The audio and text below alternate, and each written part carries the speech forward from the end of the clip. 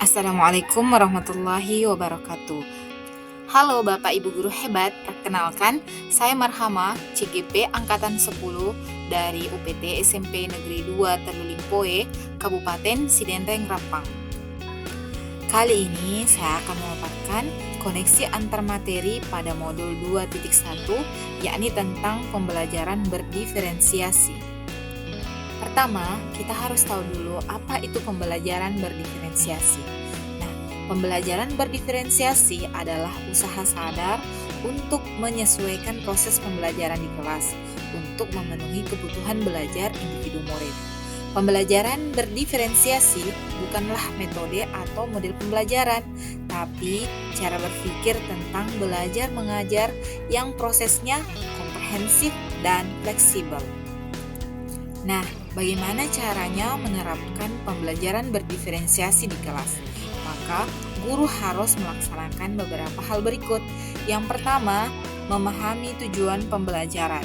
Kemudian yang kedua, mempertimbangkan kebutuhan murid. Selanjutnya, menciptakan lingkungan belajar yang mengundang murid untuk belajar. Kemudian, melakukan manajemen kelas yang efektif. Dan yang terakhir adalah melakukan penilaian yang berkelanjutan.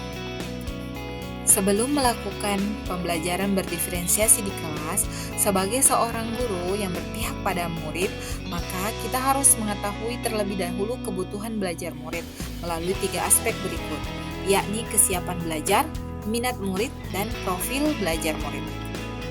Kesiapan belajar berkaitan dengan keterampilan dan kemampuan atau pengetahuan awal yang dimiliki sebelumnya. Sedangkan minat murid berkaitan dengan keingintahuannya atau ketertarikannya, karena setiap murid itu memiliki minat yang berbeda-beda. Minat ini menjadi motivator penting bagi murid untuk terlibat aktif dalam proses pembelajaran. Adapun profil belajar murid dapat dilihat dari lingkungannya, kemudian gaya belajarnya, kemudian budaya tempat dia tinggal, dan kecerdasan majemuk. Setelah mengetahui kebutuhan murid, maka selanjutnya kita bisa menentukan strategi pembelajaran berdiferensiasi yang akan kita gunakan. Ada 3 yang dapat digunakan, yakni diferensiasi konten, diferensiasi proses, dan diferensiasi produk. Strategi pembelajaran diferensiasi konten berkaitan dengan bentuk materi yang diajarkan. Diferensiasi konten dapat dilakukan dengan membedakan pengorganisasian atau format penyampaian, bukan mengubah standar kurikulum. Selanjutnya, strategi pembelajaran berdiferensiasi proses berkaitan dengan cara murid memaknai informasi atau materi yang dipelajari dengan membedakan proses yang harus dijalani setiap murid. Diferensiasi proses dapat dilakukan dengan berbagai kegiatan, seperti kegiatan berjenjang, membuat agenda individual, ataupun memvariasikan lama waktu pengerjaan tugas. Diferensiasi produk berkaitan dengan bukti karya atau unjuk kerja yang menunjukkan pencapaian murid dengan cara membedakan atau memodifikasi produk sebagai hasil belajar murid, penerapan, ataupun pengembangan informasi yang telah dipelajari. Selanjutnya, kita akan mengetahui keterkaitan antara modul 2.1 dengan modul-modul sebelumnya. Pembelajaran berdiferensiasi adalah salah satu cara yang dapat dilakukan untuk memenuhi kebutuhan belajar murid sesuai dengan kodrat alam dan kodrat zamannya. Hal ini sesuai dengan filosofi Ki Hajar Dewantara yang dipelajari di modul 1.1.